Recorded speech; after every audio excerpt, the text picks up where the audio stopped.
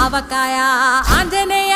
కథ మొదలెట్టినాడు చూడారయ్యా శక్తినంతా కూడగట్టి చెట్టు దులిపినాడు అంజయ్య ఎర్ర ఛాయ కోతి అవతార వెంటమాయ కత్తి సేత పట్టకుండా కాయ కోసినాడు కపిలయ్య